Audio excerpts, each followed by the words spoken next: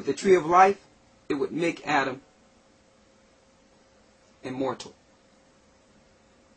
But the serpent went to the woman.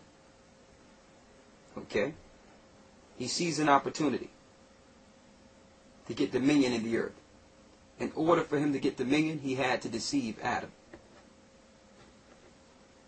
So he went to the woman and said, you're not going to die.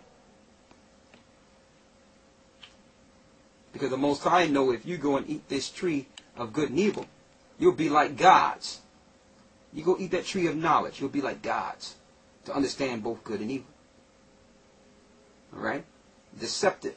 He didn't go to Adam because Adam would have checked him. He went to Eve.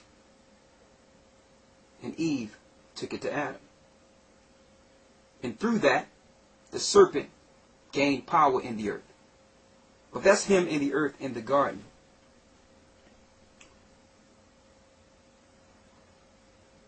Let's go to the 15th verse.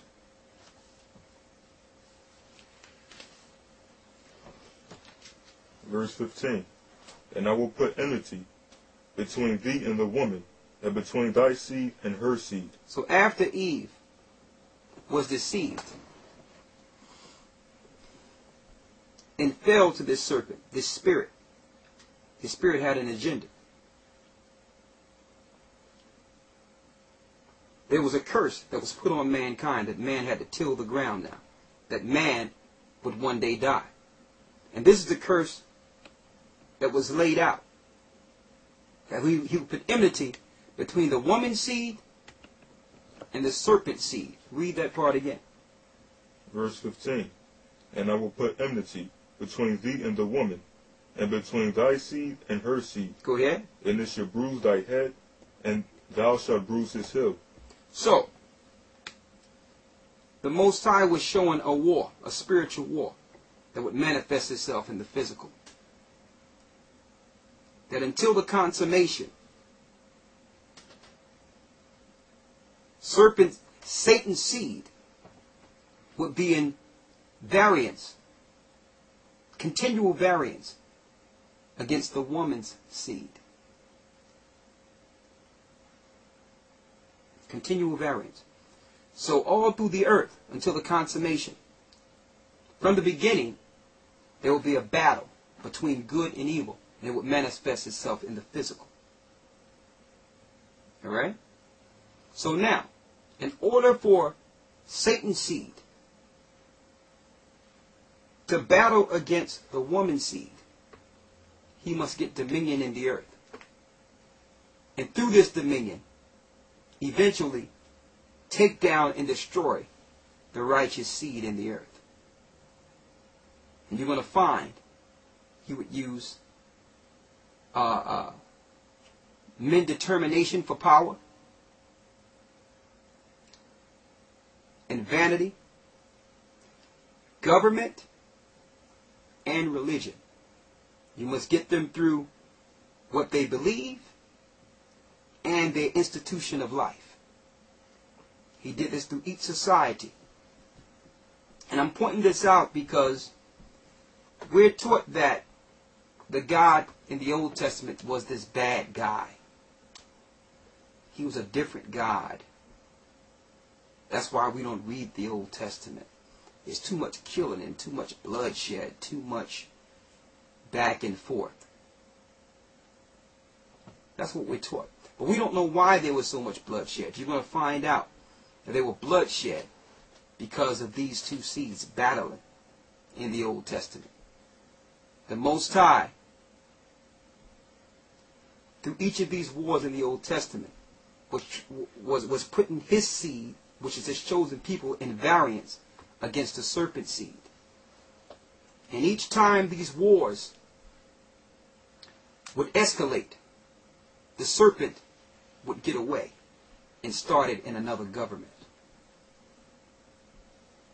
Yes. Government and belief. We're going to show you. I need you to go to Luke 10 and 18. And I'm going here because we have to give you the mindset of this serpent. His origin, his agenda.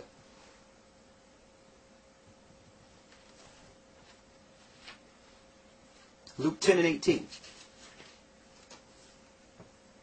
St. Luke 10 and 18. Read. And he said unto them, I beheld Satan as a light falling from heaven. Read it again. And he said unto them, I beheld Satan as lightning fall from heaven. So Christ says he beheld Satan as lightning fall from heaven. When did he beheld? It says, I beheld, to let you know that the Spirit of Christ was there in the beginning. And he beheld that spirit that's in Satan hurled from the heavens. He's seen that spirit hurled or thrown to the earth. That's before the garden. So you read Genesis and you go right into the story of the serpent and don't know that the serpent spirit predates the garden. So when it says, let us make man in our image in Genesis, it was talking about the Son, Father, and the Holy Spirit. Christ was there in the beginning when the heavens was made, his spirit. And he beheld Satan hurled to the earth as lightning. Why? We're going to show you why. So he didn't just creep up into the garden and had a problem with mankind for nothing. Okay? He had an agenda. There's a reason Satan wanted to attack and destroy the creation or the image of the Most High in this earth, because he had indignation against the Ancient of Days, the Most High Ahia. Okay? So we're going to show you the serpent's true origin and why he's so adamant with killing and destroying and setting up governments to destroy in the earth. Let's get Ezekiel 28 and 12. Start at 2. Ezekiel 28 and 2. Ezekiel 28 and 2. Read. Son of man, say unto the prince of Tyrus, thus saith the Lord power, because thy heart is lifted up, and thou hast said, I am the Most High. I sit in the seat of the Most High, in the midst of the seas. Yet thou art a man, and not the Most High. Yet thou art a man, and not the Most High. Why does it say King of Tyrus? See, because since Satan is a spirit, in order for him to execute rule in the earth, he must entice man and set up kings and governments that would do his rule and power in the earth. He must use mankind.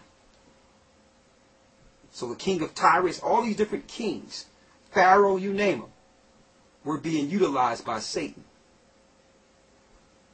Okay, and he said, and the spirit in the king Tyrus says that I am, and there's none else. So that's Satan claiming to be the Most High. The Most High name is I am. Go down to the 11th verse. And read from 11 to 17. Verse 11. Moreover, the word of the Lord came unto me, saying. Read a little louder so they can hear it. A little louder. Moreover, the word of the Lord came unto me, saying, Son of man, take up a lamentation upon the king of Tyrus. Take up a lamentation upon the king of Tyrus, and say what? And say unto him, Thus saith the Lord power, Thou sealest up the sum, full of wisdom, and perfect in beauty. Thou hast been and eaten the garden of the Most High. That's how you know it's talking about the serpent and not the king Tyrus in the book of Ezekiel. Because the king Tyrus was not in the Garden of Eden, but the spirit that was controlling King Tyrus was in the Garden of Eden. The serpent. Read that verse again. Thou hast been in the garden thou hast been and eaten the garden of the Most High. Every precious stone was thy covering, the sardius, topaz, and the diamond, the beryl, the onyx, and the jasper, the sapphire, the emerald, and the carbuncle, the gold, the workmanship of the tabrets and the pipes was prepared in thee the day that thou was created. So the day that he was created, he was covered in all these different jewelry and diamonds. Lucifer was his name.